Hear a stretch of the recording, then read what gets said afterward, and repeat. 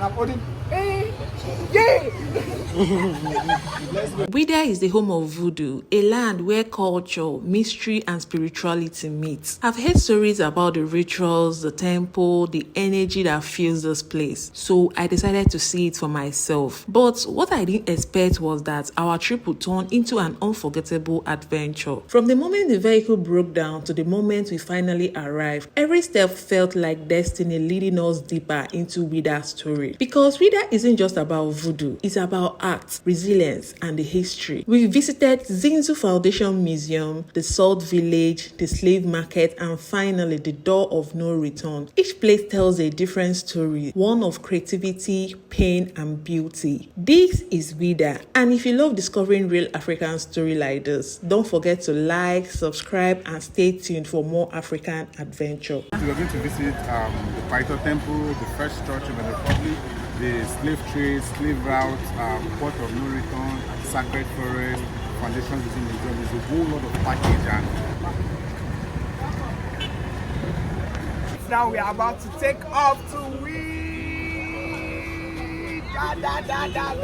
We're about to move to Ouidah. Ladies and gentlemen, this is the adventure. Ouidah, I started with that. Oh my God, the camera is on me. Immediately we crossed the Ouidah gate, that was when the real story began. Our vehicle suddenly broke down right there on the road.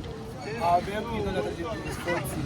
So now I have to use the Zim. We waited for hours hoping it would start again, but no luck. At that moment, we had two options: go back home or make the most out of it. And guess what? We chose adventure.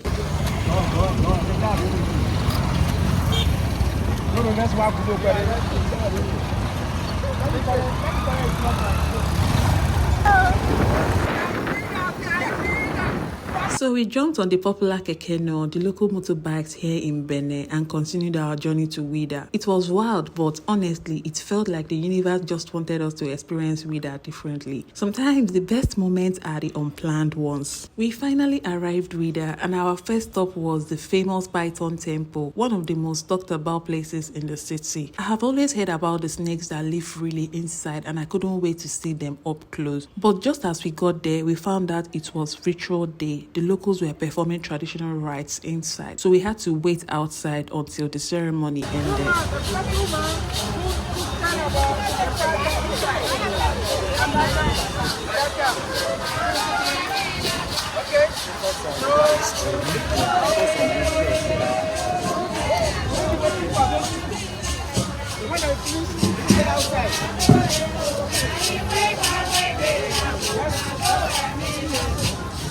Our tour guide told us that these women who are here for the rituals, that in the olden days, it was only young virgins who took part in these rituals. But today, it's mostly older women, many who have already reached their menopause. The tradition has changed, but the devotion and spirituality remains the same.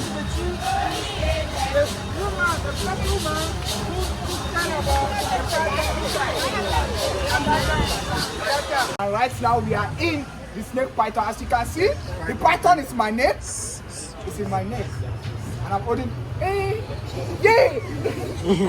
Is this the female or the male? Yeah, the female. The female. This is the female. Why am I not the female? The females are longer than the men.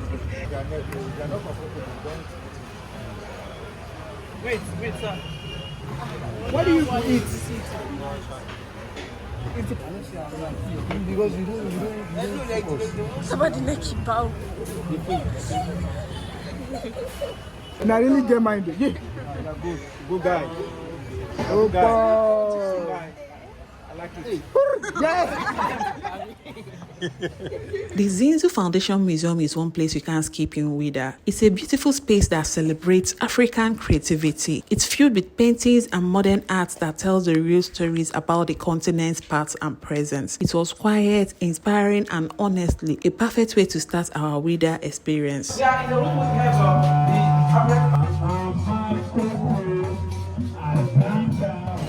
Okay, Mama. Bonjour. Bonsoir.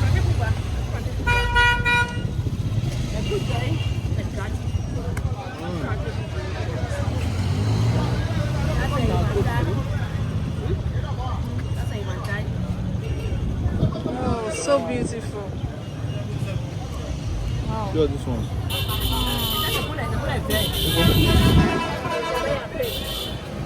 yes, we are moving to the slave market as you can see. Everybody are going. We want to go and see where there's trade human being. Let's trade human being for kettle. Let's trade human being for cigarettes. Let's trade human being for whiskey. You both use our head. But yeah, there's a door here. And so we're going to see a beautiful place. So pain have turned to beauty.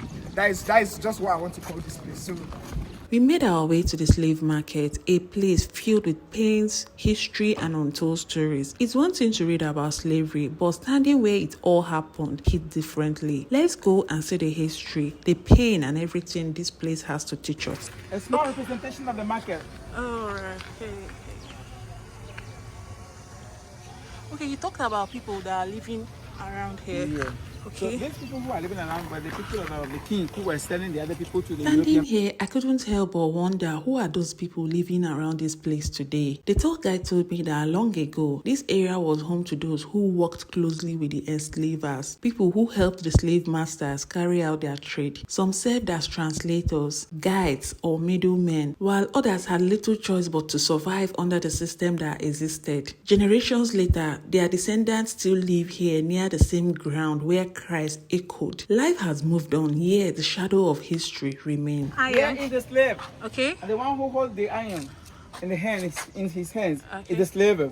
In those dark days, the enslaved were treated not as humans but as property. To mark ownership, the enslavers would heat pieces of iron until they glowed red. Then they pressed them into the skin, burning their marks deep into flesh. Each symbol carried a name, a sign of who owned the person, as if a human being could belong to anyone. The pain was unbearable, and to keep the wound from rotting, they rubbed salt and pepper into fresh bone, a mixture that stunk even more but forced the skin to heal. Every mark, every scar told a story of survival of What do you feel about this place? They suffered our forefathers. That's very wicked of them.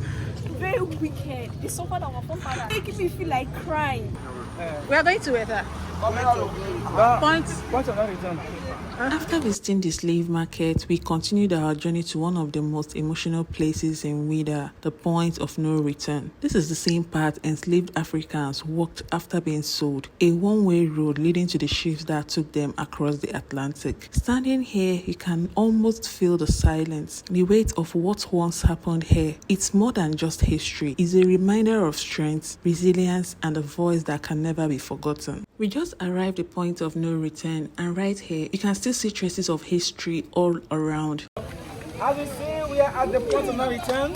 So once our ancestors who were slaves that time, when they came here, they know they didn't have a possibility to get back to their parents. So some of them shall sent to commit suicide.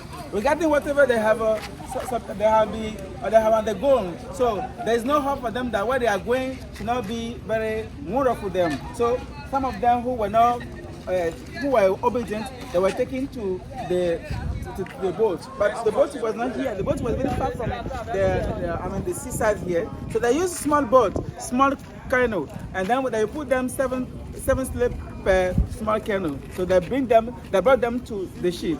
And the time about bringing them from the small canoe to the ship, some of them drowned themselves to the water, so to commit suicide.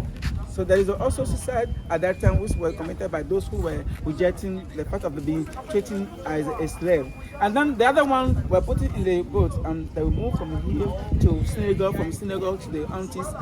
Those were like Haiti, like Guyana, like Martinique, and so on and so forth. Even Brazil and Cape Verde, and so on and so forth. That's what happened there.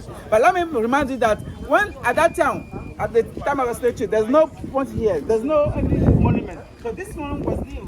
Since 1992, they have built this one. And the memory of all of our ancestors who took us to the other part, who crossed the sea to the other part. So to remind them, even when their descendants came today, they see the place where the ancestors were gathered before getting into the ship. Then let me draw your mind about the representation of a tree over there. Look at that tree. Yeah. Yeah, the tree and the person here. So this tree is still being now. The tree is in the village that I call Murumboji. So they did a ritual or a last ritual around the tree before moving from the village to here. Now what's happened with the slave around the tree? You know, those who died were put inside of the the tree, the one that we call mass grave. There is the mass grave inside of the village, the slave cemetery.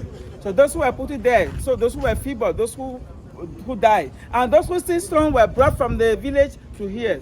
And before they come to here, they will turn around the tree 3 times. Why do they turn around the tree 3 times? Just to allow the soul that when they go to the other part, in the let's say in the 1,000 years, if they die there, their soul will come back to their motherland. So it's to bring them or to allow them to come back spiritually into their motherland. That's what will happen here. Okay, I want to ask her, how do you feel about the trip and yeah? This film is very fun. The show is very fun. We learn a lot of things. You see the way they are treating our old father, our father, what they have to say. So very fun, and we learn a lot of things, a lot of experience that we have not had before. We learn it. Thank you. Okay. So now we are at the salt village. Our last stop was the salt village, where the local women harvest salt the traditional way. I even bought some to take a little piece of Ouidah home with me. And here is the women activity. So how did they get the salt? They use a traditional process. Now let me explain you the traditional process. This one is a kind of the strainer, you know what it's called strainer? Traditional strainer. It has been made by a stick wood, because mangrove tree.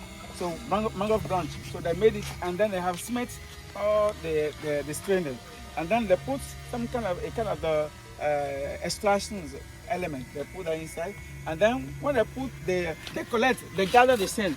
Okay, that's what they have made down here now. They collect the sand and they put the sand, and they fill up the strainer, and then they put a pipe. So there is a part of the inside, and there is a second part outside, and they take water from there. When they take water from they put other water on the sand. So the sand will be completed wet. So when the sand is wetted, so it's starting getting here. So they do the extraction. So the water will get through the pipe here, and they will collect the water in the pot. Then when they collect the water in the pot, to make sure that this kind of the water is containing sand, salt, they use a kind of a strategies. They use the palm oil nut. Yeah. What would you call that one? Palm kernel. Okay. So this palm kernel is put here. So when it stays at the top of the water, so that shows that it contains the salt. Then they collect it and they put that one inside and to heat the water. So I invite you to get inside. We have the furnace, you know what we call a furnace, or stove. So the stove inside, and then we're gonna see. I explain you how they heat and then they get the stuff. So let's get inside. Yeah. Okay, let's eat here. So they have both of them. Can we come inside? Yeah, come inside. Okay. Welcome to the furnace. So let me. So we have a basins, we have a recipient. For a recipient, please let's get inside. So they heat it. By heating the water that they get outside, so the water will start to be evaporated. When the water is evaporated, so they will have the condensation of the salt. So look at, what do you see? And until the water will be completely evaporated and we got the salt. So this is the salt. You can taste if you want. Who wants to taste? Who wants to taste? How much to taste for us now? So we have it here. Look at, it's a reality. It's not a lie. You see now? That is the way. Even then, so go. And then when finally they get it, so they put it in the basket. They have the basket. Where is the basket? It's outside. So they put it inside over there. People will come to buy. So that's the process, the traditional process of getting salt in this area. And whatever is here, all of this area is for salt productions. Right? Is there a question? Do you have a questions? So now I want to buy the salt for my family, okay? But I don't know how much they are selling it. I want to buy salt. How do you sell? Let me just buy for my family. Where put one of 500. Can you test it? And it's the real salt. This one is more better than those ones. Ouidah isn't just a destination, it's an experience that stays with you. From the rituals at the Snake Temple to the echoes of history at the point of no return and the humble craft of the Salt Village, every step here tells a story. This trip reminded me how rich, deep and powerful African culture truly is. If you enjoyed this journey, don't forget to like, share and subscribe, because in part 2, I'll be showing you the full experience from every place we visited in Ouidah. You won't want to miss this. See you in our next video. Bye. So ladies and gentlemen, you should make sure you subscribe to our channel. Subscribe to our YouTube channel. Tap the like, share the video and subscribe. Mr. USB says so. Thank you. All right, thank you.